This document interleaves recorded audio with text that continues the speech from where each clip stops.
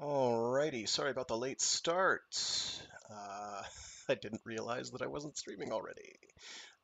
So welcome back to Wordy Wednesdays. I'm your intrepid narrator Fraggith, and today we're going to be reading more of Permutation City by the inestimable Greg Egan. Um, Thank you again, Greg Egan, for writing the stuff that you write. We appreciate it. So previously on, Maria Deluca uh, has an opportunity, I should say, to confront Paul Durham, and does confront him. And, well, things are kind of weird. So it turns out that Paul Durham, so you know all that stuff where he was a copy and he was experimenting on himself. Well, he wasn't a copy. He just put himself into a scenario where he was convinced that he was, at his wife's behest, as it turns out, because she had caught on to the fact that he'd been experimenting with his copies and they kept bailing out. And he was like, well, I'm just not going to let them kill themselves. And she's like, hold the phone, that's not ethical. Um, and she's like, well, how about this? How about you put yourself in a scenario that convinces yourself that you are one? And I'll play the role of you on the outside in meat space, experimenting on you. Um, which means he wasn't actually doing any actual experiments. Um, but it kind of didn't matter. So his wife eventually breaks it to him. It's like, hey, by the way, you're not actually a copy. You're really you. And he's like, yeah, but it's not impossible that I was. And she's like, huh. And I'm like, huh. And most of the rest of the audience is probably like, huh. And so Paul proceeds to attempt to explain this. Um, and let me see if I can read and find some of how he explained his justification. Basically, what he wants to do, and I'm going to see if I'm remembering this properly because it's very weird. It's a little outside my ken, so I'm going to probably mangle it. So, my understanding of what he's going to try and do. So, is he's trying to, because copies are computed the way they are, he's basically setting up a simulated environment that will only be able to exist if you have basically a planet-sized computer in some reality. Um, and it's only going to be a simulation that is run for 20 seconds, and it's basically relying on his dust theory, which is you can have uh, an entity that's receiving impulses over vast stretches of time out of order and all that. But for that entity, it's perceiving things in a linear fashion, and it doesn't matter how it's receiving those impulses and all that. It doesn't matter, according to him. So he's basically going to be stress testing that.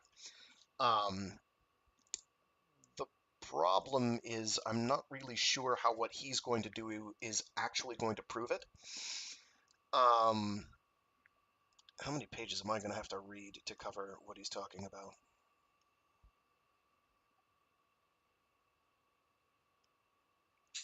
Here we go. Uh, oh, right. Here we go. So, if I set up a cellular automaton in a Garden of Eden configuration, run it through a few trillion clock ticks, then shut it down, the pattern will continue to find itself in the dust, separate from this version of me, separate from this world, but still flowing unambiguously from that initial state, a state which can't be explained by the rules of automation, by the rules of the automaton, rather.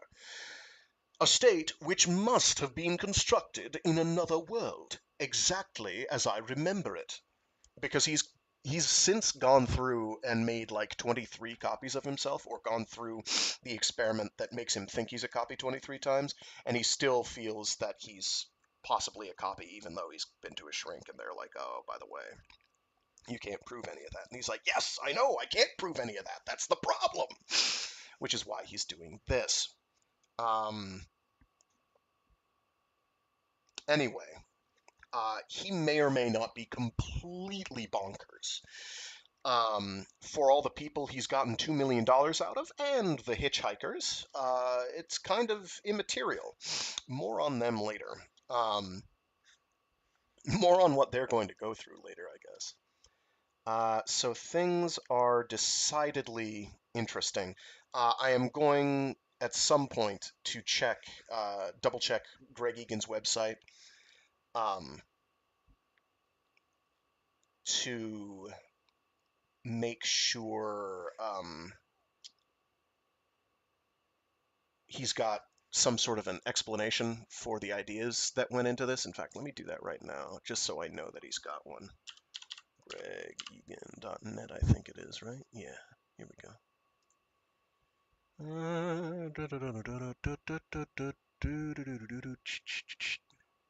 Oh, there we go. Sitemap and everything. Thank you, Greg Egan. What was I looking for?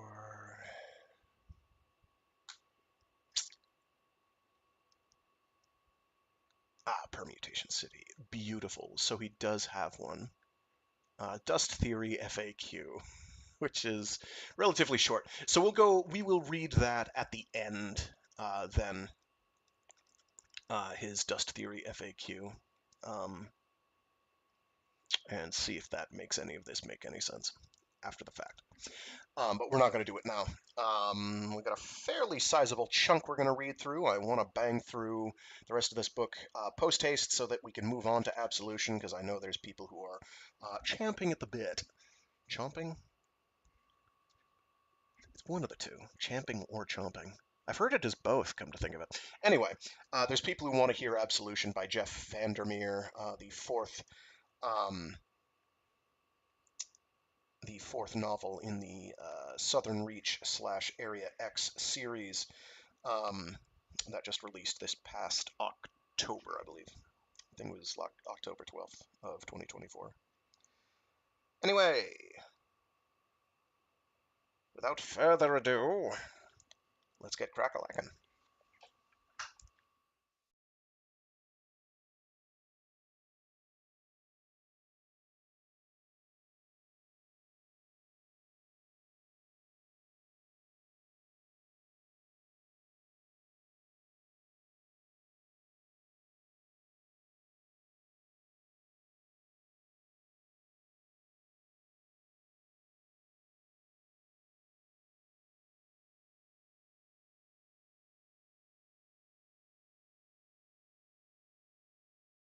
Chapter 19, Remit Not Paucity, June 2051. The anesthetist said, "Count backwards from 10. Maria said, 10. She dreamed of arriving on Francesca's doorstep with a suitcase full of money. As she walked down the hall behind her mother, the case fell open, and $100 bills fluttered out and filled the air like confetti. Francesca turned to her, radiant with health.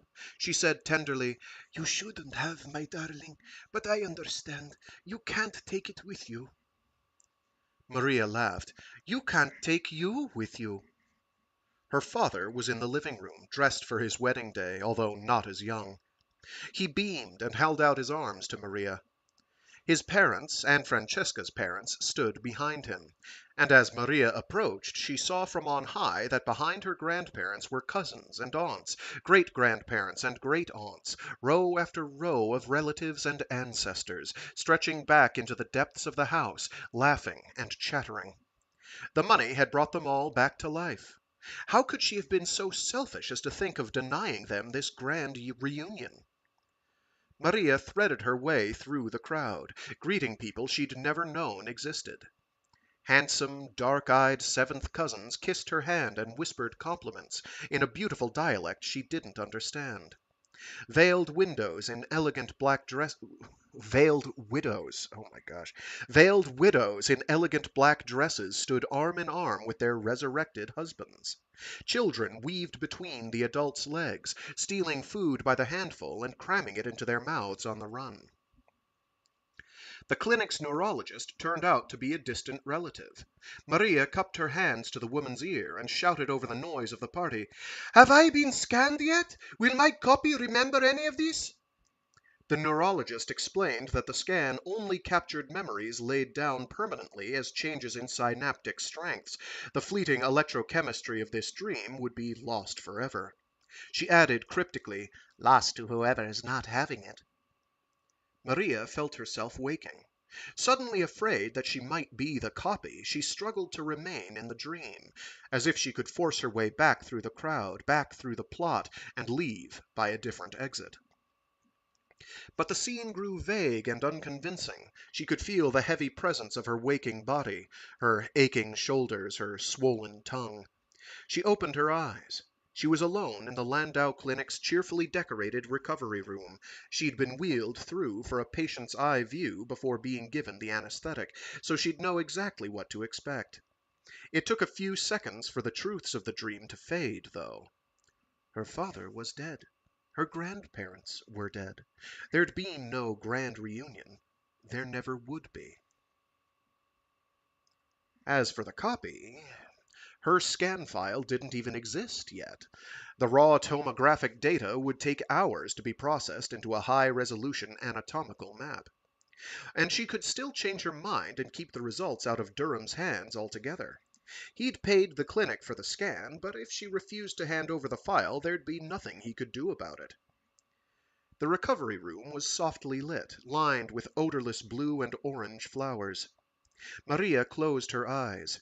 If Durham's logic meant anything, raw tomographic data could probably process itself, find itself conscious, as easily as any copy who'd been chopped up and run at random.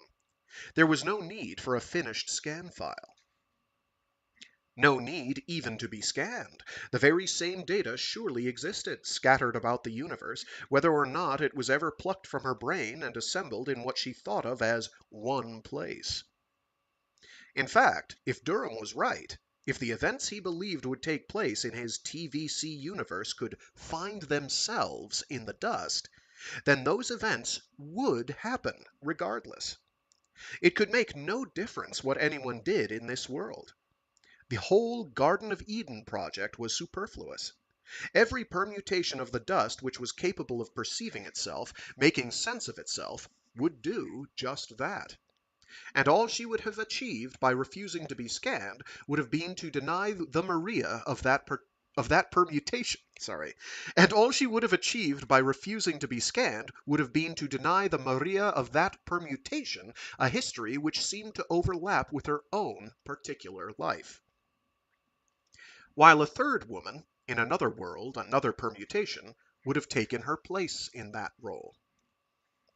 Maria opened her eyes. She'd just recalled the first thing she'd meant to do on waking. Every scanner was programmed to recognize, in real time, before all the arduous data processing that followed, the magnetic resonance spectrum of 4 or 5 special dyes, which could be used for alignment and identification.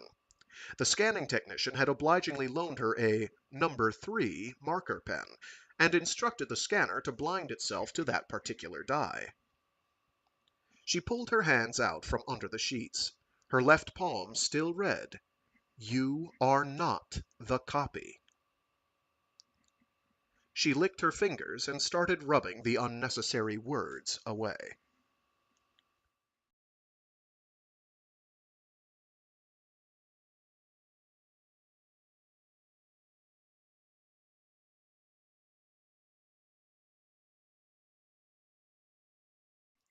Maria arrived at the North Sydney flat around 12:30.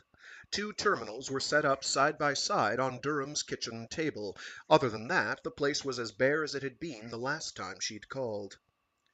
Although it wasn't technically necessary, Maria had insisted that she and Durham be in the same physical location throughout what he called the launch.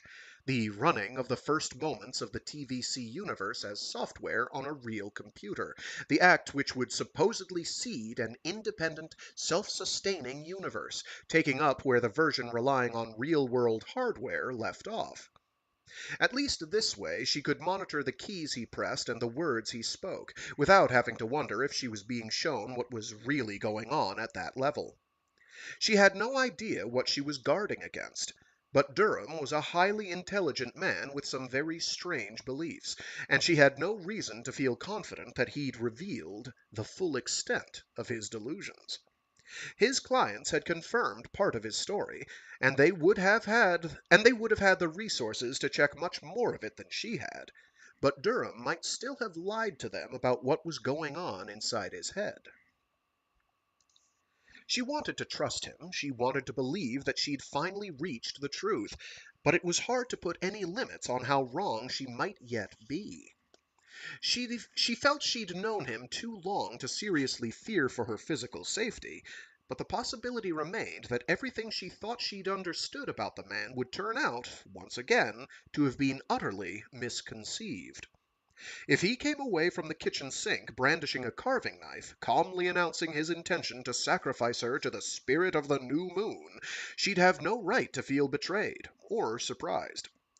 She couldn't expect to live off the proceeds of insanity and also take for granted the usual parameters of civilized behavior.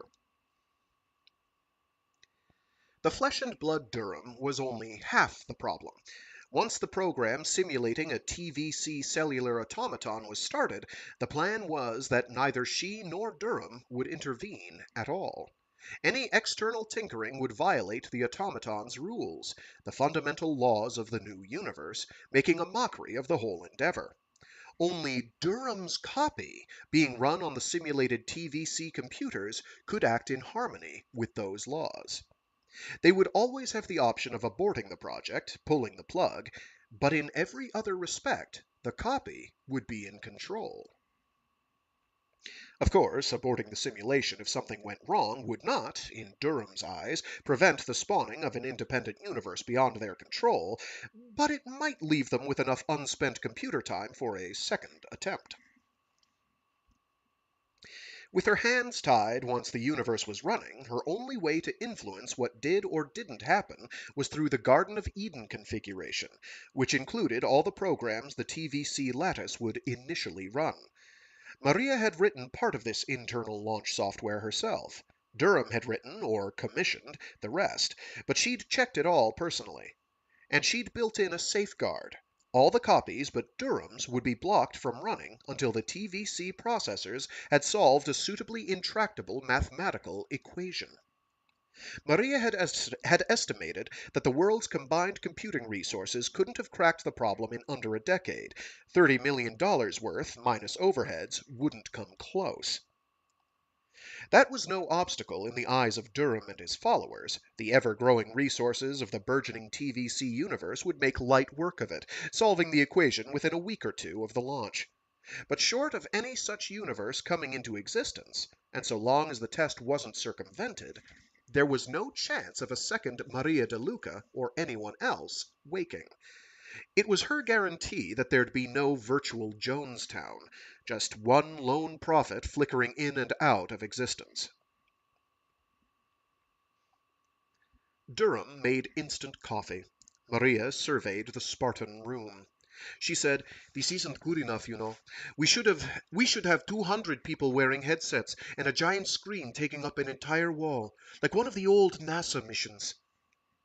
Durham spoke over the sound of boiling water. "Don't worry, we'll be using more computing power per second than NASA used for the entire Apollo program."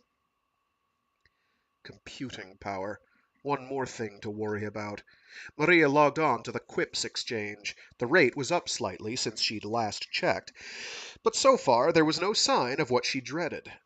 In the event that Operation Butterfly entered the market again, today of all days, the Garden of Eden would be frozen out, postponed until the Quips rate returned to normal levels. That wouldn't make the slightest difference to Durham or his followers, even if the launch program was thrown off the network halfway through and only completed days or weeks later. Real time was irrelevant. Maria could appreciate the logic of that, but the thought of a delay or an unexpected slowdown still made her sick with anxiety. Every legal opinion she'd obtained had made it clear that neither she nor Durham were likely to face prosecution, and if charges were brought against them, a conviction was highly improbable, and even if that happened, an appeal would almost certainly succeed. Nonetheless, every day she'd spent working with Durham as a knowing accomplice had made her feel more vulnerable to the whims of the authorities. Hayden had treated her icily when she'd confessed to having abandoned her laughable undercover role. The risk of harassment would hardly vanish the moment the project was completed, but the relief would still be considerable.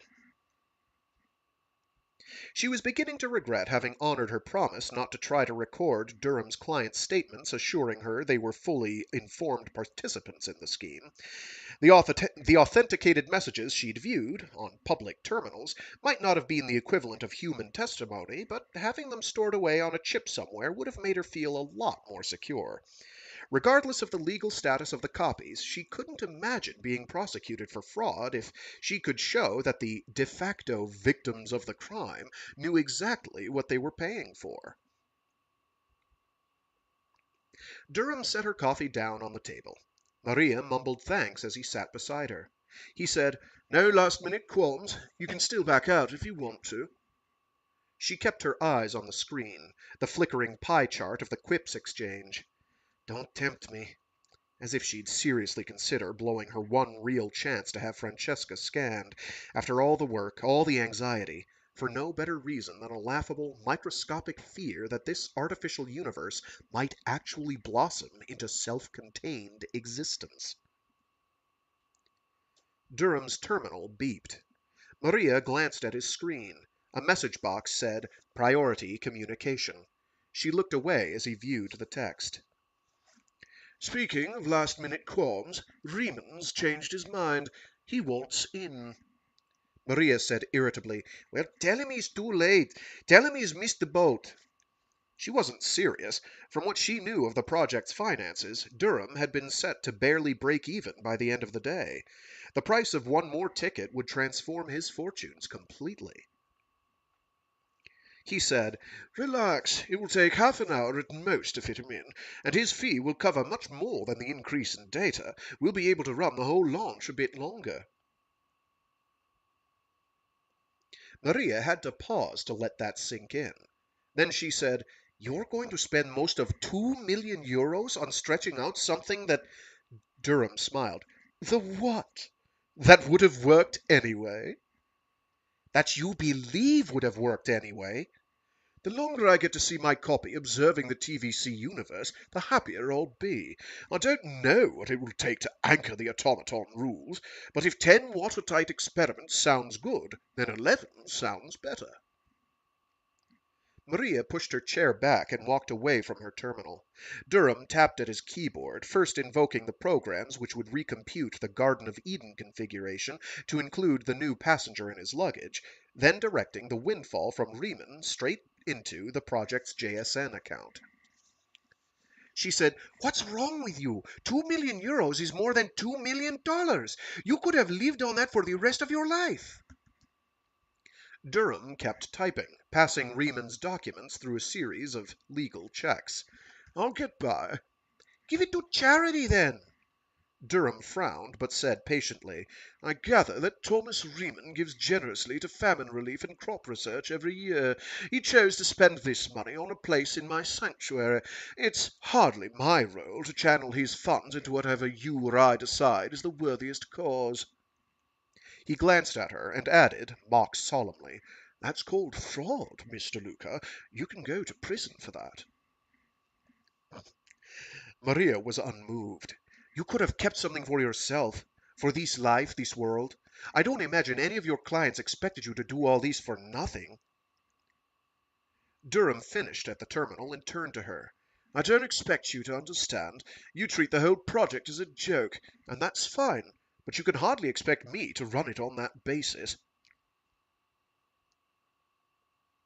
Maria didn't even know what she was angry about anymore. The delayed launch, the obscene waste of money. or just Durham sitting there making perfect sense to himself, as always. She said, "The project is a joke. 300 million people are living in refugee camps, and you're offering sanctuary to 16 billionaires. What do they need protection from? There's never going to be an anti-copy revolution. They're never going to be shut down. You know as well as I do that they'll just sit there getting richer for the next 10,000 years." Possibly. So you are a fraud then, aren't you? Even if your sanctuary really does come into existence, even if you prove your precious theory right, what have your bankers gained? You've sent their clones into solitary confinement, that's all. You might as well have put them in a black box at the bottom of a mine shaft. Durham said mildly, "That's not quite true. You talk about copies surviving 10,000 years. What about 10 billion? 100 billion?" She scowled. "Nothing's going to last that long. Haven't you heard? They found enough dark matter to reverse the expansion of the universe in less than 40 billion years. Exactly. This universe isn't going to last." Maria nodded sarcastically and tried to say something belittling, but the words stuck in her throat. Durham continued blithely. "The TVC universe will never collapse. Never. 100 billion years, 100 trillion, it makes no difference. It will always be expanding." Maria said weakly, "Entropy is not a problem. Actually, expanding is the wrong word. The TVC universe grows like a crystal. It doesn't stretch like a balloon. Think about it. Stretching ordinary space increases entropy. Everything becomes more spread out, more disordered. But building more of a TVC cellular automaton just gives you more room for data, more computing power, more order. Ordinary matter would eventually decay, but these computers aren't made out of matter. There's nothing in the cellular automaton's rules to prevent them from lasting forever." Maria wasn't sure what she'd imagined before, Durham's universe being made of the same dust as the real one, merely rearranged, suffering the same fate. She couldn't have given the question much thought, because that verdict was nonsensical. The rearrangement was in time as well as space. Durham's universe could take a point of space-time from just before the Big Crunch and follow it with another from 10 million years BC. And even if there was only a limited amount of dust to work with, there was no reason why it couldn't be reused in different combinations again and again. The fate of the TVC automaton would only have to make internal sense, and the thing would have no reason ever to come to an end. She said, "So you promised these people immortality?" "Of course." "Literal immortality? Outliving the universe?" Durham feigned innocence, but he was clearly savoring the shock he'd given her. "That's what the word means. Not dying after a very long time. Just not dying, period." Maria leaned back against the wall, arms folded, trying to cast aside the feeling that the whole conversation was as insubstantial as anything Durham had hallucinated in the Blacktown psychiatric ward. She thought, "When Francesca's been scanned, I'm going to take a holiday. Visit Egan in Seoul, if I have to. Anything to get away from this city, this man." She said, "Ideas like that are powerful things. One of these days you're going to hurt someone." Durham looked wounded himself at that. He said, "All I've tried to do is be honest. I know I lied to you at first, and I'm sorry. I had no right to do that. But what was I supposed to do with the truth? Keep it locked up in my head? Hide it from the world? Give no one else the chance to believe or disbelieve?" He fixed his eyes on her, calm and sane as ever. She looked away. He said, "When I first came out of hospital, I wanted to publish everything. And I tried.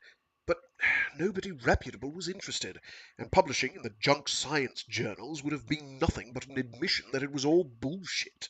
So what else could I do except look for private backers?" Maria said, "I understand. Forget it. You've done what you thought you had to. I don't blame you for that." The cliches nearly made her gag, but all she could think about was shutting him up. She was sick of being reminded that the ideas which were nothing but a means to an end for her, the ideas she could turn her back on forever in 8 hours' time, were this man's entire life. He looked at her searchingly, as if genuinely seeking guidance. "If you'd believed everything I believe, would you have kept it all to yourself? Would you have lived out your life pretending to the world that you'd merely been insane?" Maria was saved from answering by a beep from Durham's terminal. The Garden of Eden configuration had been recomputed. Thomas Riemann's snapshot was now built into their cellular automaton equivalent of the Big Bang. Durham swung his chair around to face the screen. He said cheerfully, "All aboard the Ship of Fools." Maria took her place beside him. She reached over and tentatively touched his shoulder. Without looking at her, he reached up and squeezed her hand gently, then removed it. Following a long cellular automaton tradition, the program which would bootstrap the TVC universe into existence was called Fiat. F-I-A-T. Durham hit a key, and a starburst icon appeared on both of their screens. He turned to Maria. "You do the honors." She was about to object, but then it didn't seem worth arguing. She'd done half the work, but this was Durham's creation, whoever cut the ribbon. She prodded the icon. It exploded like a cheap, flashy firework, leaving a pincushion of red and green trails glowing on the screen. "Very tacky." Durham grinned. "I thought you'd like it." The decorative flourish faded, and a shimmering blue-white cube appeared, a representation of the TVC universe. The Garden of Eden state had contained 1,000,000,000 ready-made processors, 1,000 along each edge of the cube, but that precise census was already out of date. Maria could just make out the individual machines, like tiny crystals.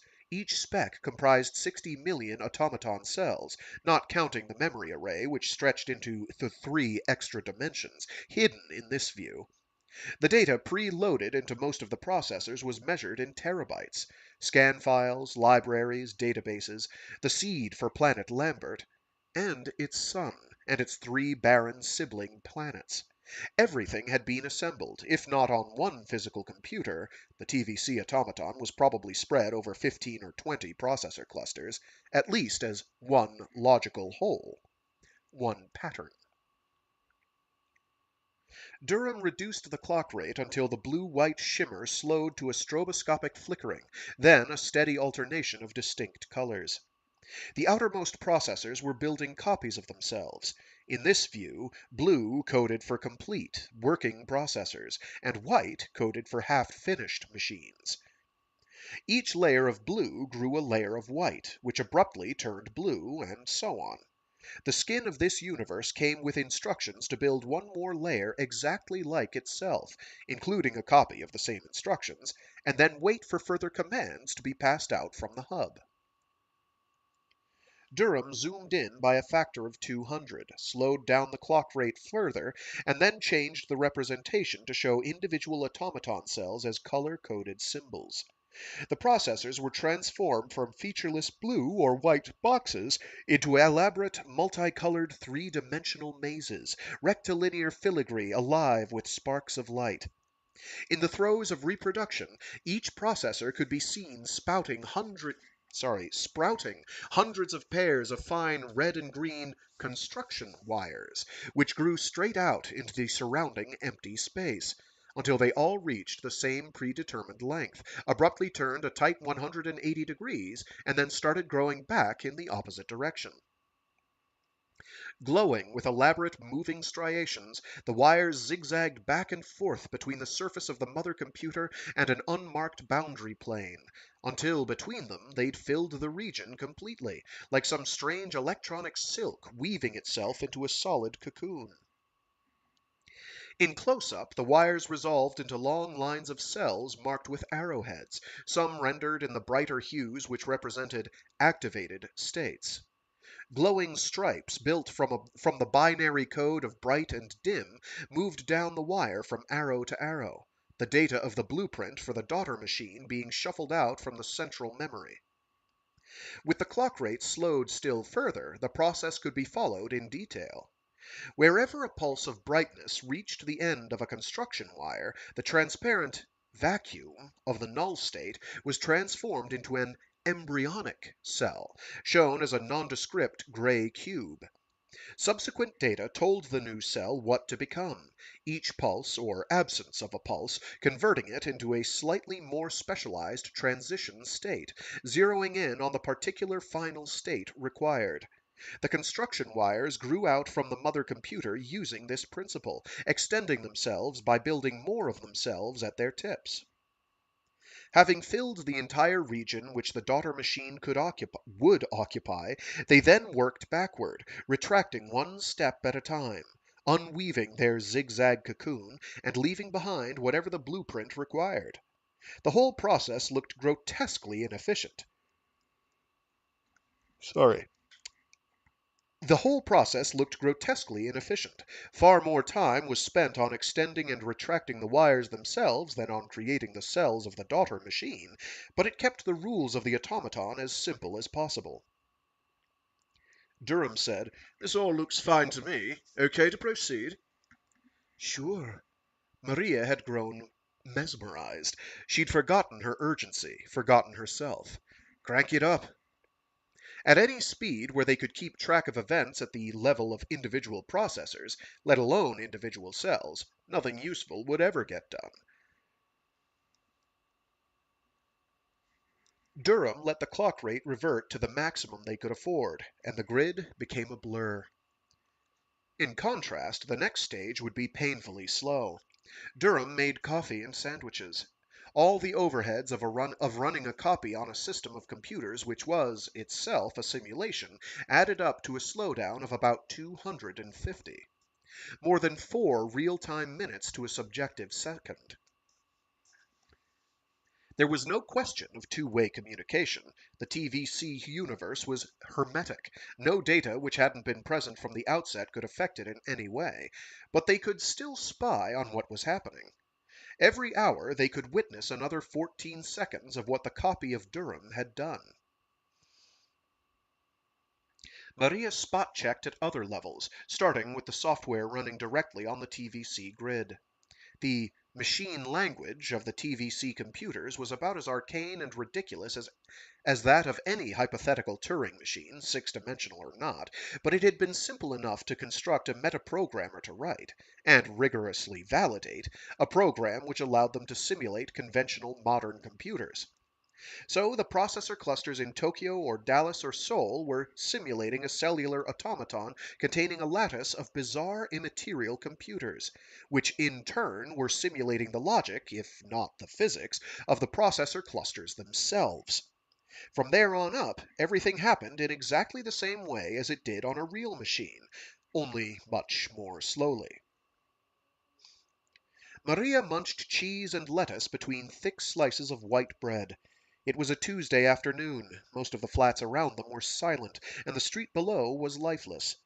The neighboring office blocks had no tenants, just a few furtive squatters. Where the sun penetrated the nearest building at just the right angle, Maria could see clothes hung out to dry on lines stretched between office partitions. Durham put on music, a 20th century opera called Einstein on the Beach. He didn't own a sound system, but he called up the piece from a library he'd bought for the Garden of Eden, and had a background task play it through his terminal speakers. Maria asked, "What will you do with yourself when this is all over?" Durham replied without hesitation, "Finish the whole set of 50 experiments. Start Planet Lambert unfolding. Celebrate for about a week. Stroll down the main street of Permutation City. Wait for your little locking device to disengage. Wake up my passengers in their own private worlds, and hope that some of them are willing to talk to me now and then. Start catching up on Dostoevsky. In the original, yeah, very funny. I said you, not him. I'd like to think of us as inseparable." "Seriously?" He shrugged. "What would you do?" Maria put her empty plate down and stretched. Oh, sleep in until noon for a week. Lie in bed wondering how exactly I'm going to break the news to my mother that she can now afford to be scanned without making it sound like I'm telling her what to do. Perish the thought. Maria said simply, she's dying, and she can save herself without hurting anyone, without stealing food from the mouths of the next generation, or whatever it is she thinks makes being scanned such a crime. Do you really think she honestly doesn't want to stay alive? Or wouldn't want to if she could think it through clearly without all the guilt and moralizing bullshit her generation saddled her with? Durham wasn't taking sides. I don't know her. I can't answer that. She was a child of the 90s. Her kindergarten teachers probably told her that the pinnacle of her existence would be fertilizing a rainforest when she died. Maria thought it over. And the beauty of it is, she can still do that. Scan her, put her through a meat grinder, scatter the results over the Daintree. You're a sick woman. You're a sick woman. I'll have the money soon. I can afford to joke. Their terminals chimed simultaneously. The first 14 seconds of life inside were ready to be viewed. Maria felt the food she'd just swallowed harden into a lump like a closed fist in her gut. Durham told the program to proceed.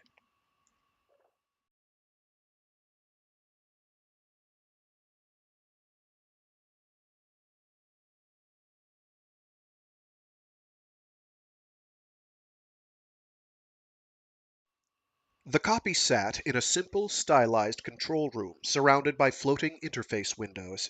One window showed a representation of a small part of the TVC lattice.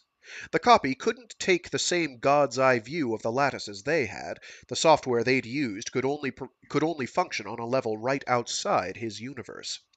There was no simple way he could discover the state of any given automaton cell.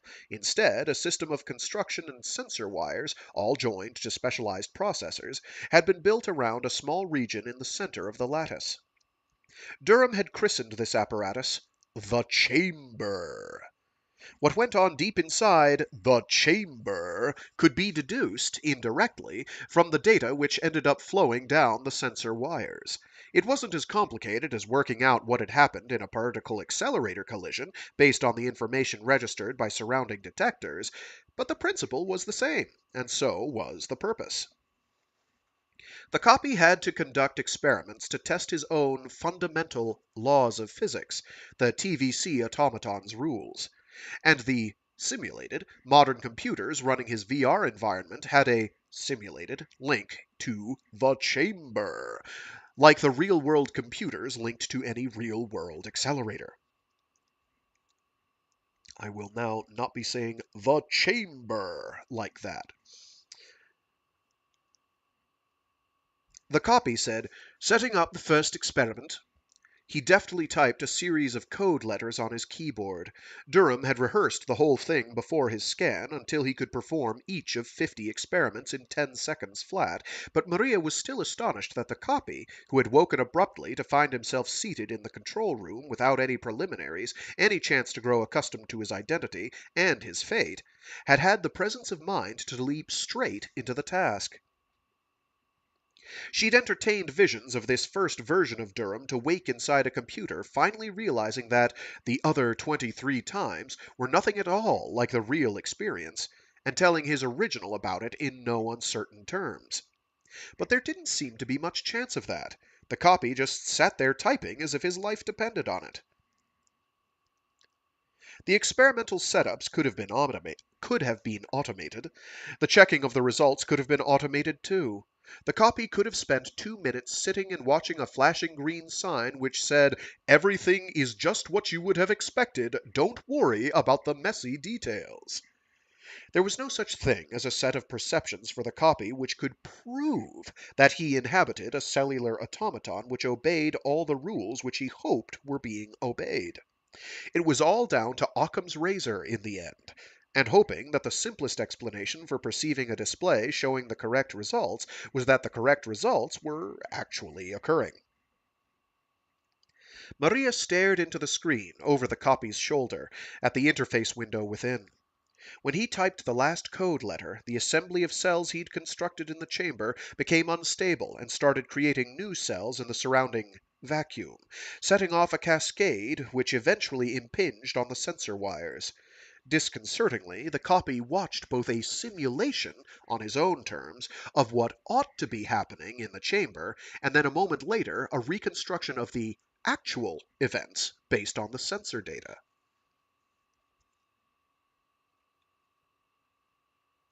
Both evidently matched the results of the simulations which the original Durham had committed to memory.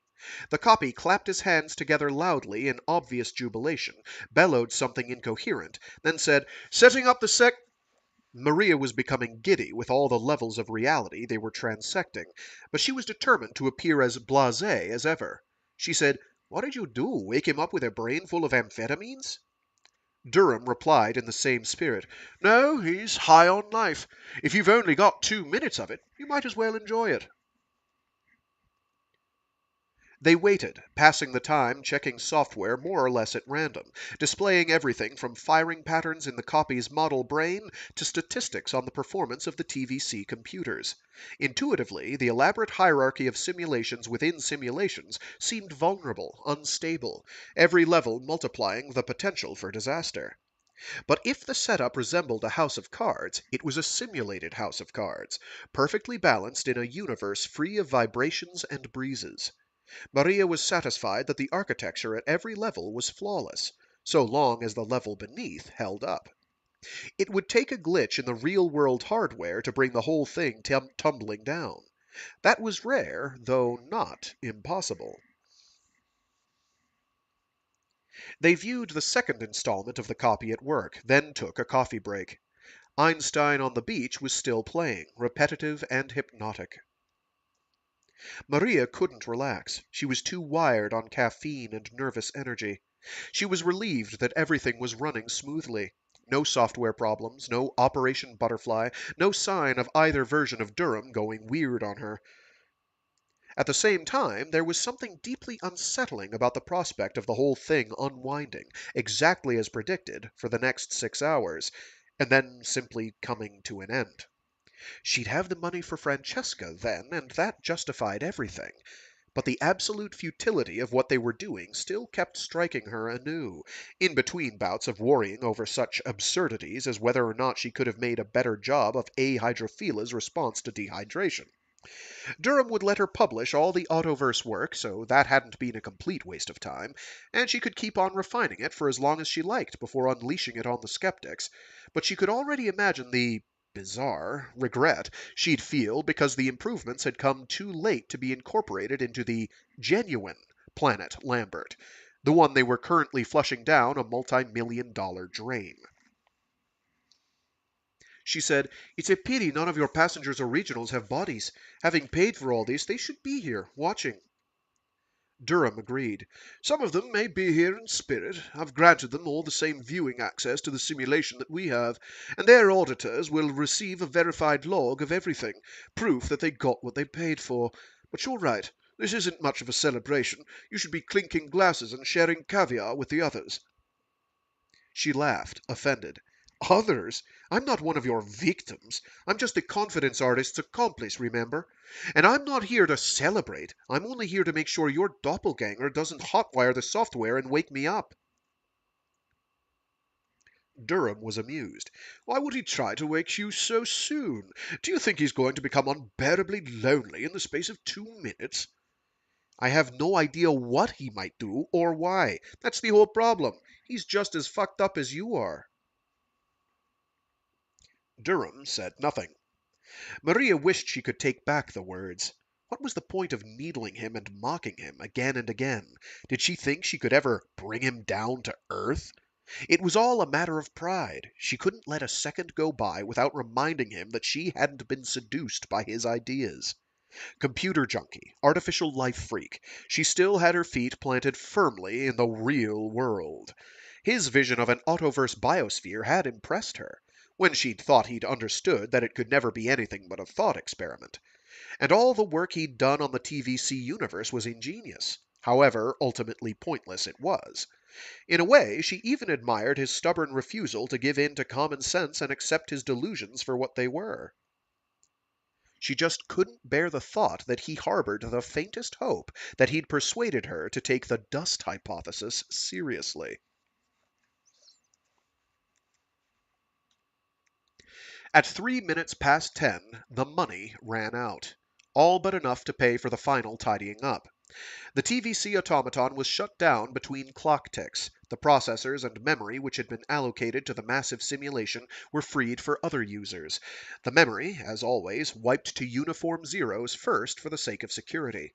The whole elaborate structure was dissolved in a matter of nanoseconds. Night had turned the windows of the flat to mirrors. No lights showed in the empty office towers. If there'd been cooking fires from the squatters, they'd been extinguished long ago. Maria felt disconnected, adrift in time. The trip north across the harbor bridge in sunlight seemed like a distant memory, a dream. The individual components of the Garden of Eden were still held in mass storage. Maria deleted her scan file, carefully checking the audit records to be sure that the data hadn't been read more often than it should have been. The numbers checked out. That was no guarantee, but it was reassuring. Durham deleted everything else. The recordings of the spy software remained, and they viewed the last brief scene of the copy at work, and then replayed the whole 2-minute recording. Maria watched with a growing sense of shame. The individual fragments had barely affected her, but viewed without interruption, the copy took on the air of a deranged sect leader, driving a bus full of frozen billionaires straight toward the edge of a cliff, accelerating euphorically in the sure and certain knowledge that the thing would fly, carrying them all off into a land beyond the sunset. She clung to her rationalizations. The copy's limited separate identity, his joyful demise. When the replay stopped in mid-experiment, Durham closed his eyes and let his head hang forward. He wept silently. Maria looked away. He said, "I'm sorry. I'm embarrassing you." She turned back to him. He was smiling and sniffling. She wanted to embrace him. The urge was half sisterly, half sexual. He was pale and unshaven, obviously drained, but there was more life in his eyes than ever, as if the fulfillment of his obsession had liberated him from his past so completely that he faced the world now like a newborn child. He said, "Champagne?" Maria hardened her heart. She still had no reason to trust him. She said, "Let me check my bank balance first. I may not have anything to celebrate." Durham giggled, as if the very idea that he might have cheated her was preposterous. She ignored him and used the terminal. The $600,000 he'd promised had been deposited. She stared at the digits on the screen for a while, numb with the strange truth that the simple pattern of data they represented, sanctified as wealth, could travel out into the living, breathing, decaying world and return, enriched beyond measure, imprinted with everything which made Francesca human. She said, "One glass. I'm cycling."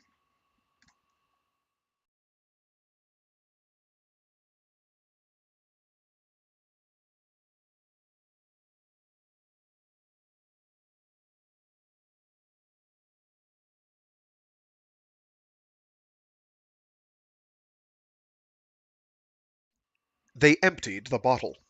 Durham paced around the flat, growing increasingly hyperactive. 23 copies! 23 lives! Imagine how my successor must be feeling right now. He has the proof. He knows he was right. All I have is the knowledge that I gave him that chance, and even that's too much to bear." He wept again, stopped abruptly. He turned and gazed at Maria imploringly. "I did it all myself, but it was still madness, still torture. Do you think I knew, when I started out, how much pain and confusion there'd be? Do you think I knew what it would do to me? I should have listened to Elizabeth. But there is no Elizabeth here. I'm not alive. Do you think I'm alive? If a copy's not human, what am I? 23 times removed." Maria tried to let it wash over her. She couldn't feel simple compassion. She was too tainted, too culpable. So she tried to feel nothing at all. Durham had systematically pursued his beliefs as far as they could take him. He'd either be cured by that, or ready for another round of nanosurgery. Nothing she could do now would make any difference. She started to tell herself that by helping with the project, without ever conceding its premise, she might have helped him exorcise his delusions. But that wasn't the point. She'd done it all for the money, for Francesca, and for herself. To spare herself the pain of Francesca dying. How dare the woman think of refusing?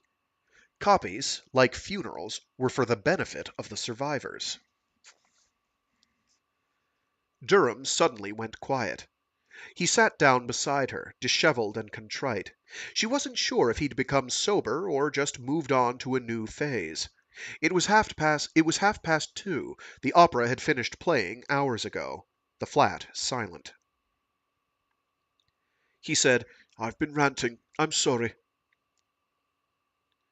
The two swivel chairs they'd been sitting on all day were the only furniture in the room besides the table. There was no sofa she could sleep on, and the floor looked cold and hard. Maria thought about heading home. She could catch a train and collect her cycle later. She stood, then, barely thinking about it, leaned down and kissed him on the forehead. She said, "Goodbye." Before she could straighten up, he put a hand on her cheek. His fingers were cool. She hesitated, then kissed him on the mouth. Then almost recoiled, angry with herself. "I feel guilty. I feel sorry for him. I only want to make up for that somehow." Then he met her eyes. He wasn't drunk any more. She believed he understood everything she was feeling, the whole knot of confusion and shame, and all he wanted to do was smooth it away. They kissed again. She was sure. They undressed each other on the way to the bedroom. He said, "Tell me what you want. Tell me what you like. I haven't done this for a long time." "How long?" "Several lives ago." He was skilled with his tongue, and persistent. She almost came, but before it could happen everything broke down into isolated sensations, pleasant but meaningless, faintly absurd. She closed her eyes and willed it, but it was like trying to cry for no reason. When she pushed him gently away, he didn't complain, or apologize, or ask stupid questions. She appreciated that. They rested, and she explored his body. He was probably the oldest man she'd ever seen naked, certainly the oldest she'd ever touched. 50. He was loose rather than flabby. Muscle had wasted rather than turned to fat.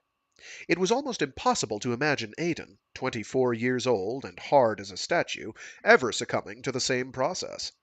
But he would, and her own body had already begun. She slithered around and took his penis in her mouth, trying to psych herself past the comic strangeness of the act, trying to grow drunk on the stench of it, working with her tongue and teeth until he begged her to stop. They rearranged their bodies clumsily so they were side by side. He entered her and came at once. He cried out, bellowing in obvious pain, not histrionic delight. He gritted his teeth and turned ashen as he withdrew. She held his shoulders until he could explain. "My left testicle went into spasm. It just happens sometimes. I feel like it's being crushed like in a vice. It feels like it's being crushed in a vice." He laughed and blinked away the tears. She kissed him and ran a finger around his groin. "That's awful. Does it still hurt?" "Yes. Don't stop." Afterward, she found she didn't want to touch him. His skin turned clammy as their sweat dried, and when he seemed to fall asleep, she disentangled herself from his embrace and shifted to the edge of the bed. She didn't know what she'd done. Complicated everything, set herself up for yet another stage in their convoluted relationship, or simply marked the end of it, bidden him farewell. An hour of disastrous sex hadn't resolved anything. She still felt guilty for taking the money, taking advantage of him. What would she do if he wanted to see her again? She couldn't face the prospect of spending the next 6 months listening to him fantasize about the grand future which lay ahead for his homemade universe. She'd taken some pride in the fact that she'd never once humored him, never pretended for a moment to have accepted his theories. and she'd never met a nominally sane person who could disagree with her so graciously. But there'd be something dishonest about trying to forge a lasting friendship between them in the face of her skepticism, and if she ever succeeded in disillusioning him, she'd probably feel guilty about that as well. The long day was catching up with her. It was too hard to think it through. Decisions would have to wait until morning. Light from the kitchen spilled through the doorway onto her face. She called out softly to the house controller, to no effect, so she got up and switched off the light manually. She heard Durham stir as she felt her way back into the room. She paused in the doorway, suddenly reluctant to approach him. He said, "I don't know what you think, but I didn't plan this." She laughed. What did he think he'd done? Seduced her? Neither did I. All I ever wanted from you was your money.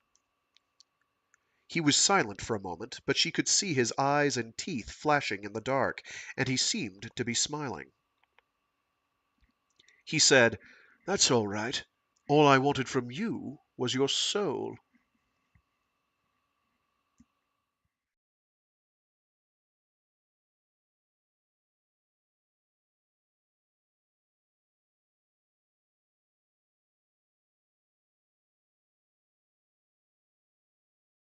Sorry, I haven't been keeping track of chat. Sun Eater by Christopher Ruocchio. Do I know it? I know of it. I have not read it. I don't know. Um, I haven't directly had it recommended to me, but I do know of its existence. If you are recommending, I will give anything a shot. Chapter 20. Can't you time trip? Actually, it's written as a question. Can't you time trip?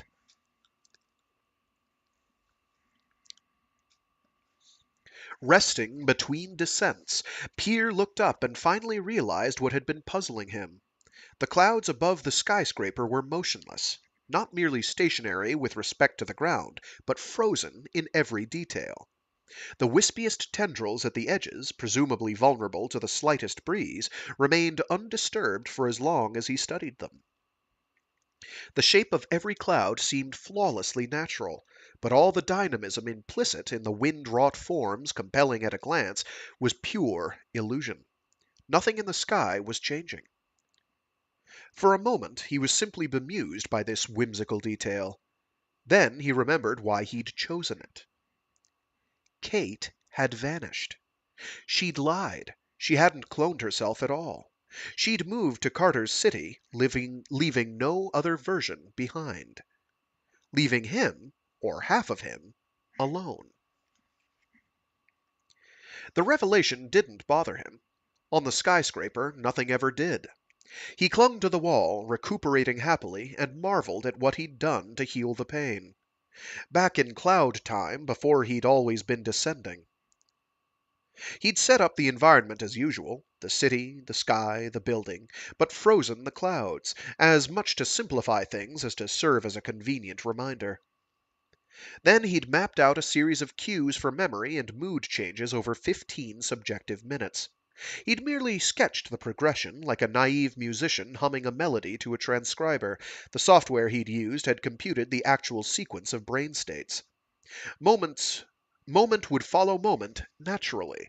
His model of a brain would not be forced to do anything, but would simply follow its internal logic.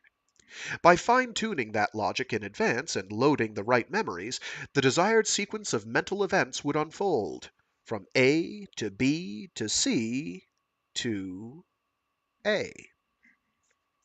Pierre looked over his shoulder at the ground, which never grew closer, and smiled. He'd dreamed of doing this before, but he'd never had the courage. Losing Kate forever, while knowing that he was with her, must have finally persuaded him that he had nothing to gain by putting it off any longer. The scheme wouldn't slip his mind completely. He could vaguely remember experiencing exactly the same revelation several times before, but his short-term memory had been selectively impaired to limit the clarity of this recursive false history, and once he was distracted, a series of free associations would eventually lead him back to exactly the state of mind he'd been in at the cycle's beginning. His body, with respect to every visible cue in the environment, would also be back where it had started. The ground and sky were static, and every story of the building was identical, so his perceptions would be the same. And every muscle and joint in his body would have recovered perfectly, as always. Peer laughed at his cloud self's ingenuity and started to descend again. It was an elegant situation, and he was glad he'd finally had a cloud reason to make it happen. There was one detail, though, which he couldn't focus on, one choice he'd made back in cloud time which he seemed to have decided to obscure from himself completely. Had he programmed his exoself to let him run through a cycle a predetermined number of times? ABC, ABC, ABC, and then some great booming DEF breaking through the sky like the fist of God, or a tendril of cumulus actually moving, putting an end to his perpetual motion? A grappling hook could tear him from the side of the building, or some subtle change in the environment could nudge his thoughts out of their perfectly circular orbit. Either way, experiencing one uninterrupted cycle would be the same as experiencing 1,000. So if there was an alarm clock ticking away at all, his next cycle, subjectively, would be the one where the buzzer went off. And if there was no clock? He might have left his fate in external hands. A chance communication from another copy, or some event in the world itself, could be the trigger which would release him. Or he might have chosen absolute solipsism, grinding through the cycle, whatever else happened, until his executor embezzled his estate, terrorists nuked the supercomputers, civilization crumbled, the sun went out. Peer stopped and shook his head to flick sweat out of his eyes. The sense of déjà vu the action triggered was, presumably, purely synthetic. It told him nothing about the number of times he'd actually repeated the gesture. It suddenly struck him as unlikely that he'd done anything as inelegant as running the cycle more than once. His subjective time closed up in a loop, rolled in on itself. There was no need to follow the last moment with an external repetition of the first.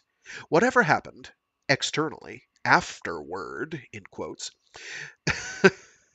the loop was subjectively seamless and complete. When I say in quotes, I mean afterward. Uh, that half sentence is written. That sentence is written as follows: whatever happened, hyphen, externally, hyphen, quote, afterward, unquote, comma, the loop was subjectively seamless and complete, period. He could have shut himself down completely after computing a single cycle, and it would have made no difference. The breeze picked up, cooling his skin. Peer had never felt so tranquil, so physically at ease, so mentally at peace. Losing Kate must have been traumatic, but he'd put that behind him, once and forever.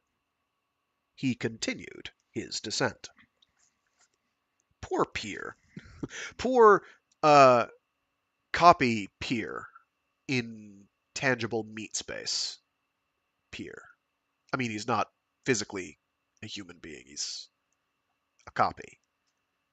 Anyway,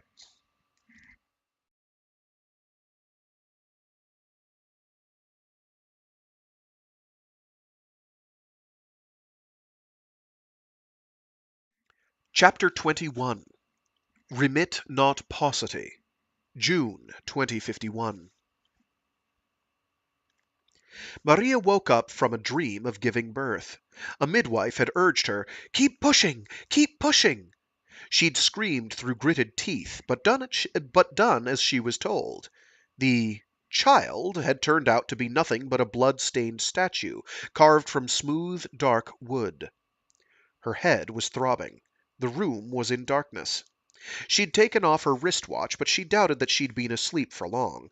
If she had, the bed would have seemed unfamiliar. She would have needed time to remember where she was, and why. Instead, the night's events had come back to her instantly. It was long after midnight, but it wasn't a new day yet. She sensed Durham's absence before reaching across the bed to confirm it. Then she lay still for a while and listened. All she heard was distant coughing coming from another flat. No lights were on. She would have seen the spill. The smell hit her as she stepped out of the bedroom. Shit and vomit with a sickly sweet edge. She had visions of Durham reacting badly to a day of stress and a night of champagne, and she almost turned around and went back to the bedroom, to open the window and bury her face in a pillow. The bathroom door was half closed, but there were no sound effects suggesting that he was still in there. Not a moan. Her eyes began to water. She couldn't quite believe that she'd slept through all the noise. She called out, "Paul, are you all right?" There was no reply. If he was lying unconscious in a pool of vomit, alcohol had nothing to do with it. He had to be seriously ill. Food poisoning? She pushed open the door and turned on the light. He was in the shower recess. She backed out of the room quickly, but details kept registering long after she'd retreated. Coils of intestine. Blood-red shit. He looked like he'd been kneeling, and then sprawled sideways. At first she was certain that she'd seen the knife, red against the white tiles, but then she wondered if in fact she'd seen nothing but the Rorschach blot of a random blood stain. Maria's legs started to give way. She made it to one of the chairs. She sat there, light-headed, fighting to remain conscious. She'd never fainted in her life, but for a time it was all she could do to keep herself from blacking out. The first thing she felt clearly was a sense of astonishment at her own stupidity, as if she'd just marched, with her eyes wide open, straight into a brick wall. Durham had believed that his copy had achieved immortality, and proved the dust hypothesis. The whole purpose of his own life had been fulfilled by the project's completion. What had she expected him to do after that? Carry on selling insurance? It was Durham she'd heard screaming through gritted teeth, shaping her dream. She called for an ambulance. "He's cut his abdomen open with a knife. The wound is very deep. I didn't look closely, but I think he's dead." She found that she could speak calmly to the emergency services switchboard puppet. If she'd had to say the same things to a human being, she knew she would have fallen apart. When she hung up, her teeth started chattering, and she kept emitting brief sounds of distress which didn't seem to belong to her. She wanted to get dressed before the ambulance and police arrived, but she didn't have the strength to move, and the thought of even caring if she was discovered naked began to seem petty beyond belief. Then something broke through her paralysis, and she rose to her feet and staggered around the room, picking up the clothes they'd scattered on the floor just hours before. She found herself fully dressed, slumped in a corner of the living room, reciting a litany of excuses in her head. She'd never humored him. She'd argued against his insane beliefs at every opportunity. How could she have saved him? By walking out on the project? That would have changed nothing. By trying to get him committed? His doctors had already pronounced him cured. The worst thing she'd done was stand by and let him shut down his own copy. And there was still a chance. She sprang to her feet, rushed over to the nearest terminal, and logged back on to the project's JSN account. But Durham's scan file was gone, deleted as meticulously, as irreversibly as her own. The audit records showed no sign that the data had been preserved elsewhere. Like her own file, it had even been flagged explicitly for exclusion from the JSN's automatic hourly backups. The only place the data had been reproduced had been inside the Garden of Eden configuration itself, and every trace of that structure had been obliterated. She sat at the terminal, replaying the file which showed Durham's copy conducting his experiments, testing the laws of his universe, rushing joyfully toward what? the unheralded, inexplicable annihilation of everything he was in the process of establishing as the basis for his own existence? And now his corpse lay in the bathroom, dead by his own hands, on his own terms, victim of his own seamless logic. Maria buried her face in her hands. She wanted to believe that the two deaths were not the same. She wanted to believe that Durham had been right all along. What had the JSN computers in Tokyo and Seoul meant to the copy? No experiment performed within the TVC universe could ever have proved or disproved the existence of those machines. They were as irrelevant, to him, as Francesca's ludicrous God who makes no difference. So how could they have destroyed him? How could he be dead? There were quick, heavy footsteps outside, then a pounding on the door. Maria went to open it. She wanted to believe, but she couldn't.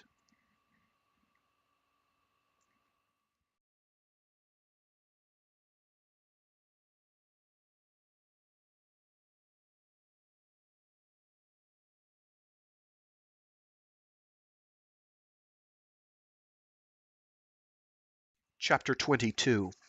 Remit not paucity.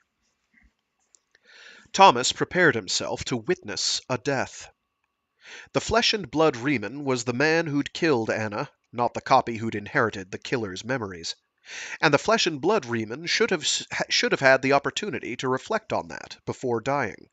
He should have had a chance to accept his guilt, to accept his mortality, and to absolve his successor. But that hadn't been allowed to happen. But it wasn't too late, even now.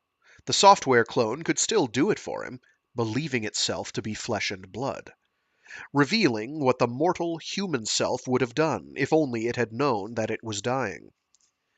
Thomas had found a suitable picture in a photo album, old chemical hard copy images which he'd had digitized and restored soon after the onset of his final illness. Christmas, 1985. His mother, his father, his sister Karine, and himself, gathered outside the family home, dazzled by the winter sunshine. Karine, gentle and shy, had died of lymphoma before the turn of the century.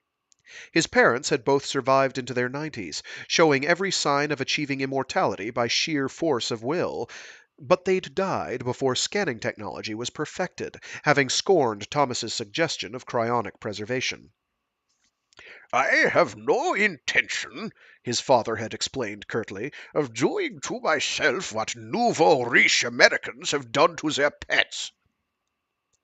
The young man in the photograph didn't look much like the image Thomas would have conjured up by closing his eyes and struggling to remember, but the expression on his face, captured in transition from haunted to smug, rang true. Half afraid that the camera would reveal his secret, half daring it to try. Thomas had kept copies of his deathbed scan file, offline in vaults in Geneva and New York, with no explicit purpose in mind other than the vaguest notion that if something went irreparably wrong with his model and the source of the problem, a slow virus, a subtle programming error, rendered all of his snapshots suspect, starting life again with no memories since 2045 would be better than nothing. Having assembled the necessary elements, he'd scripted the whole scenario in advance and let it run, without observing the results. Then he'd frozen the clone and sent it to Durham at the last possible moment, without giving himself a chance to back out, or, worse, to decide that he'd botched the first attempt and to try again. Now he was ready to discover what he'd done, to view the fait accompli. Seated in the library, with the drinks cabinet locked, he gestured to the terminal to begin. The old man in the bed looked much worse than Thomas had expected. Sunken-eyed, jaundiced, and nearly bald. So much for the honesty of his own appearance, the minimal changes he'd made to render himself presentable. His chest was furrowed with scars, crisscrossed by a grid of electrodes. His skull was capped with a similar mesh. A pump suspended beside the bed fed a needle in his right arm. The clone was sedated by a crudely modeled synthetic opiate flowing into his crudely modeled bloodstream, just as Thomas's original had been sedated by the real thing, from the time of the scan until his death 3 days later. In this replay, though, the narcotic was scheduled to undergo a sudden drop in concentration.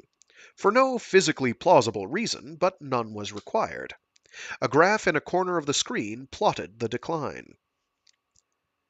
Thomas watched, sick with anxiety, feverish with hope. This, at last, was the ritual which he'd always believed might have cured him. The old man attained consciousness without opening his eyes.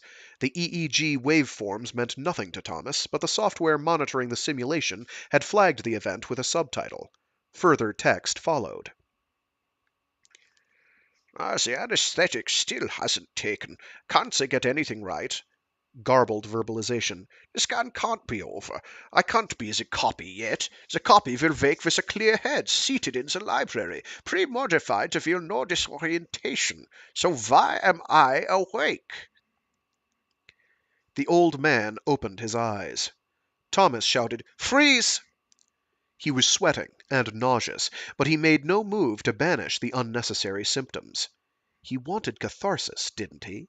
Wasn't that the whole point? The subtitles gave only a crude hint of what the clone was experiencing. Much greater clarity was available. The recording included traces from key neural pathways. If he wanted to, he could read the clone's mind.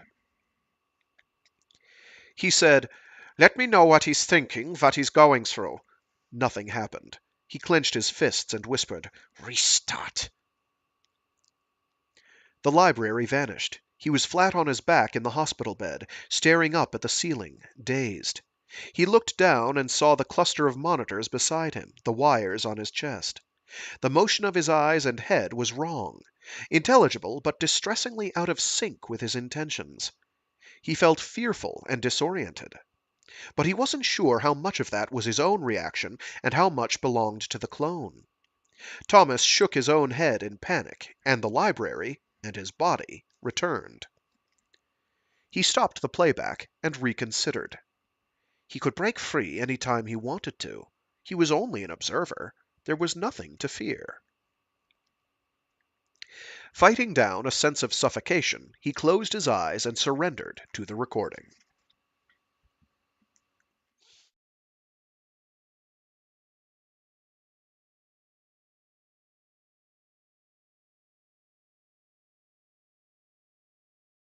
He looked around the room groggily. He wasn't the copy, that much was certain. And this wasn't any part of the Landau Clinic. As a VIP shareholder and future client, he'd toured the building too many times to be wrong about that. If the scan had been postponed for some reason, he ought to be back home, or on his way. Unless something had gone wrong, requiring medical attention which the Landau was unable to provide. The room was deserted, and the door was closed.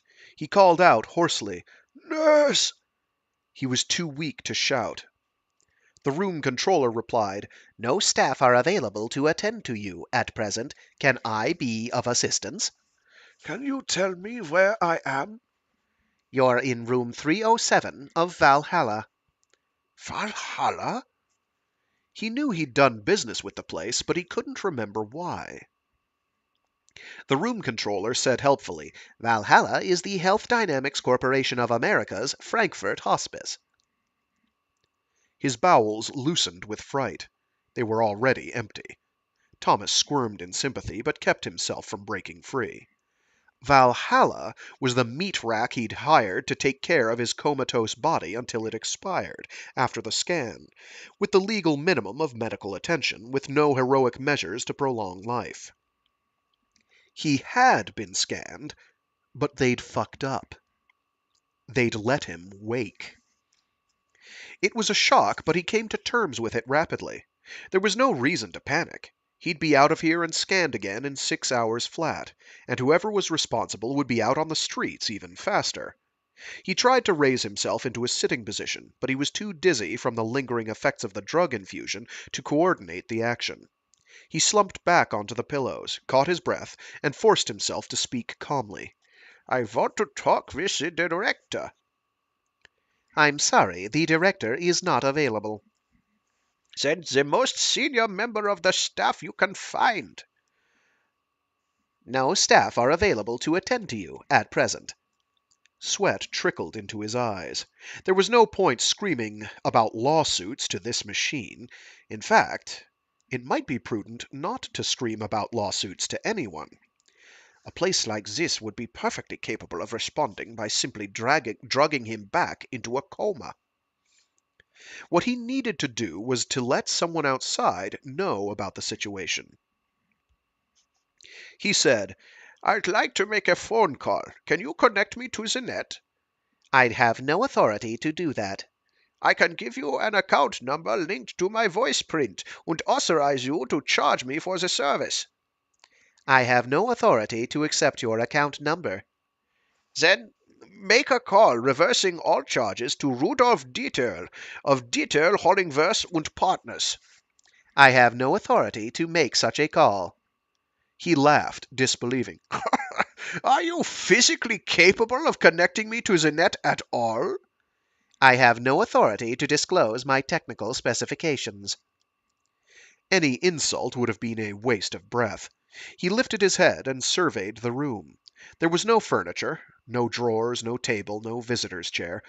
Just the monitors to one side of his bed, mounted on stainless steel trolleys. And no terminal, no communications equipment of any kind, not even a wall-mounted audio handset. He probed the needle in his forearm, just below the inside of the elbow. A tight, seamless rubber sleeve, several centimeters wide, covered the entry point. It seemed to take forever to get his fingernails under the edge, and once he'd succeeded, it was no help. The sleeve was too tight to be dragged down his arm, and too elastic to be rolled up like a shirt sleeve. How did anyone ever take the thing off? He tugged at the drip tube itself. Held in place by the sleeve, it showed no sign of yielding. The other end vanished inside the drug pump. Thomas began to wonder if the immovable needle on top of the Kafkaesque room controller would make the clone suspicious, but it seemed that the possibility of some future self waking the scan file a second time was too convoluted an explanation to occur to him in the middle of a crisis like this. He'd have to take the pump with him. That was a nuisance, but if he was going to march through the building wrapped in a sheet, looking for a terminal, it could hardly make him more conspicuous than he would have been anyway. He started to peel the electrodes from his chest, when a pulse of numbing warmth swept through his right arm.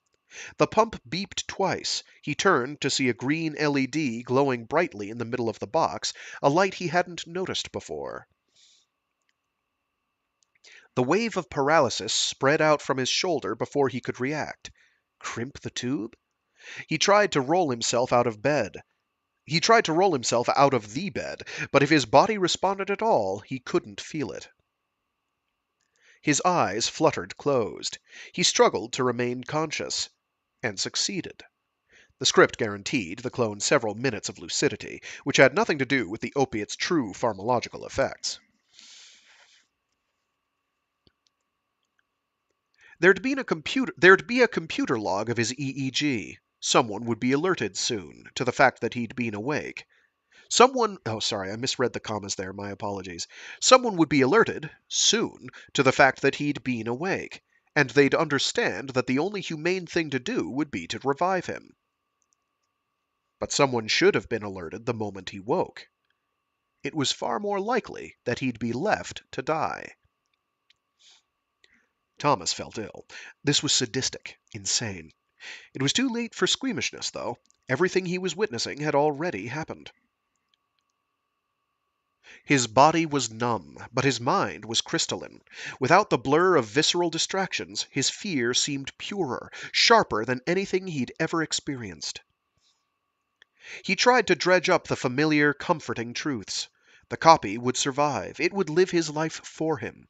This body was always destined to perish. He'd accepted that long ago. Death was the irreversible dissolution of the personality. This wasn't death, it was a shedding of skin. There was nothing to fear. Unless he was wrong about death. Wrong about everything. He lay paralyzed in darkness, wishing for sleep, terrified of sleep. Wishing for sleep, terrified of sleep, wishing for anything that might distract him, afraid of wasting his last precious minutes, afraid of not being prepared.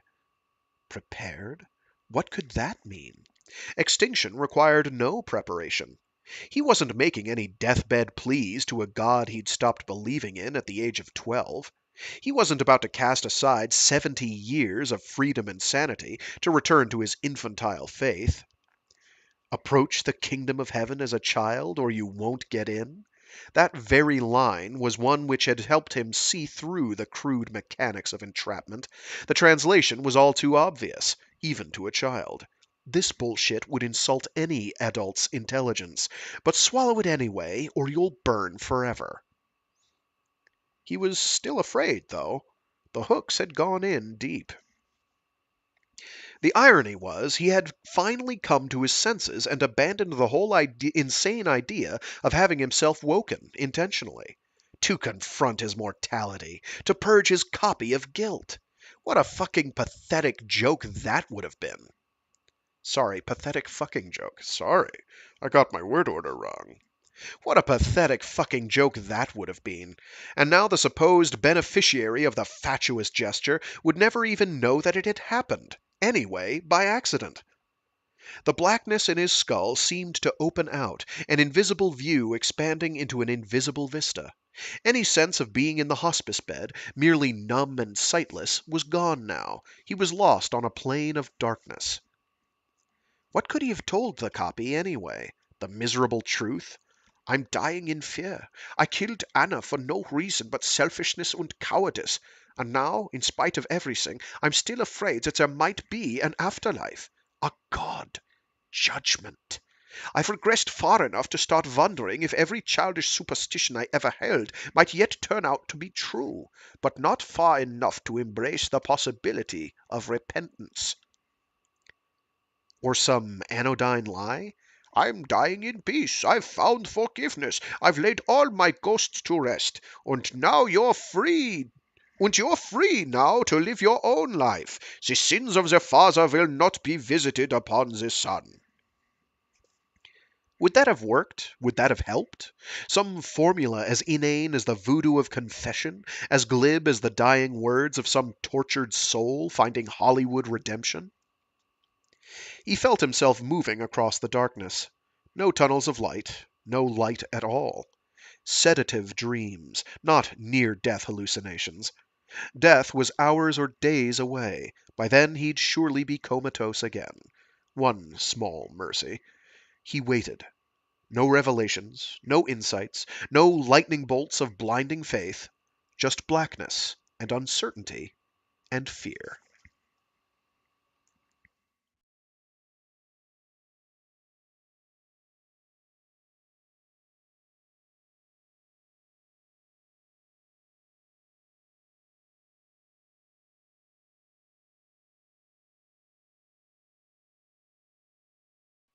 Thomas sat motionless in front of the terminal, long after the recording had finished. The clone had been right. The ritual had been pointless, misguided. He was and always would be the murderer. Nothing could make him see himself as the innocent software child of the dead Thomas Riemann, unfairly burdened with the killer's guilt. Not unless he redefined himself completely, edited his memories, rewrote his personality, sculpted his mind into someone new. In other words, died. That was the choice. He had to live with what he was in its entirety, or create another person who'd inherit only part of what he'd been. He laughed angrily and shook his head. I'm not passing through the eye of any needle. I killed Anna. I killed Anna. That's who I am. He reached for the scar which defined him and stroked it as if it were a talisman. He sat for a while longer, reliving the night in Hamburg one more time, weeping with shame at what he'd done.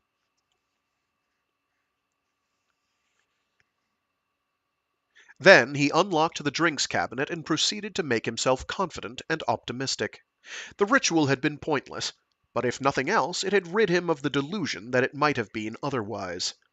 Some time later, he thought about the clone, drifting into narcosis, suffering a crudely modeled extrapolation of the disease which had killed the original. And then, at the moment of simulated death, taking on a new body, young and healthy, with a face plucked from a photograph from Christmas, 1985. Resurrection. For an instant. No more than a formality. The script had frozen the young murderer without even waking him. And then? Thomas was too far gone to agonize about it. He'd done what he'd done for the sake of the ritual.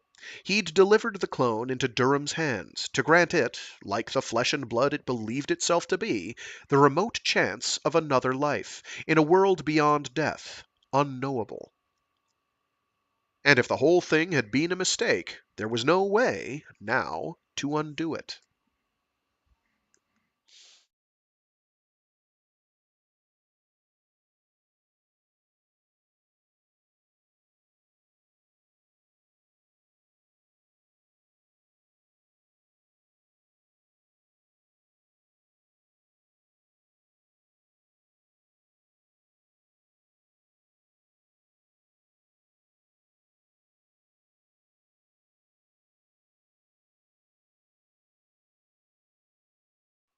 I was contemplating stopping here because it's actually a very good stopping point. But I will continue to my previously established assumed stopping location, and we will call it good at that point. Actually, it's going to be a really long one next week. I might have to just divvy it up into 2 more streams after this week. Yeah, I didn't realize how long a chunk that was going to be. Yeah. Yeah. Yeah, I'm going to have to do that. Sorry. I am going to have to call it here. That'll work out okay, though. So, next week, we will get around to part 2 of Permutation City, entitled Permutation City. So, we will do that at that point. I had something in my head that I needed to get out of my head, but I don't remember what it was.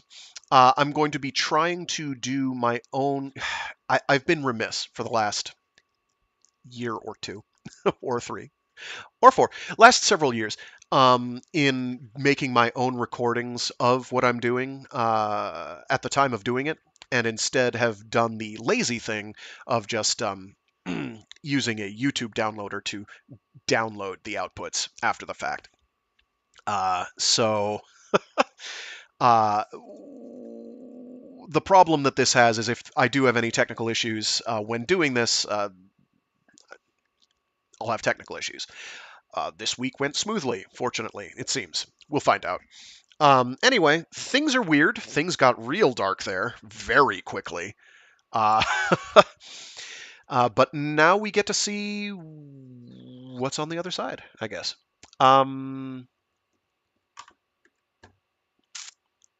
Yep. So this Friday we will be reading through more of The Dark Forest by Cixin Liu. Hopefully people are ready for that. It's going to be fairly important. It will involve a extracurricular explanation of what happened in localization/translation land and what changed between the original Chinese version and the released Western version, which I guess in subsequent editions has been continued. So that'll be interesting. That'll be fun to catch what people's reactions are to what this certain character's plan actually was. That should be fun. So we're pushing off one more week, getting to what's it called? I don't remember what it's called. Absolution by Jeff Vandermeer. but will live. I didn't realize it was going to take so long to get through half of what I'd had allotted. I could have kept going on a bit longer, but it would have had a really awkward stopping point. I would have had to like stop mid-chapter, and I didn't want to do that. There was some Cory Doctorow I wanted to read aloud. Red Team Blues is pretty good. It doesn't like shatter the world, but it's a decent murder mystery type affair. It's fun. Um, I don't know when I'll get to that. I'll get to that whenever I get to it. I'm still not sure what exactly I'm going to do once I'm done reading through dueling trilogies, dueling series rather, with the Remembrance of Earth's Past and the Pandora sequence. But I will figure that out. I have little choice. Anyway, hope people enjoyed. As ever, I stream live. These are all live, unedited, unfiltered, and uncut. Every Monday, Wednesday, and Friday. Now that I've fixed the taglines for my stream description and channel description, starting at 12 noon U.S. East Coast time, Eastern Standard Time, or UTC -5, whatever your preference. So you can, if you want to tune in live, you can sort that out. I realize middle of the day or end, or middle of the night if you're in Australia, is useless to most people. But I guess you can tune in briefly during your lunch break or something if you wanted to. Otherwise, feel free to just listen to these after the fact. I'm not pushing you to do one way or the other. I suppose if I had any intention or desire of getting money off of these, I'd want more people to tune in live, but that's not the case and will not be. So that's good. I say a lot, and I don't like it. At any rate, I will seize you all later. Stay safe, stay sane, be decent to each other, and that's all I've got to say about that. Imagine, if you will, if we'd actually, instead of burning all the resources and processing power on making large language model AI, which some people are still genuinely certain is going to lead to something resembling a GAI, a general intelligence. I'm not really sure how. Um, Imagine if we spent all those resources doing something like brain scans so that we could put something like the dust hypothesis to the test. Which you can't actually really prove. I'm fairly confident if I'm understanding what it's all about properly, which I might not be. If anybody has any feedback on that, that'd be cool. Otherwise, at the end of the final stream of Permutation City, I will read what Greg Egan has typed up for his Permutation City, The Dust Theory, Frequently Asked Questions, which starts with a spoiler warning because he's cool like that.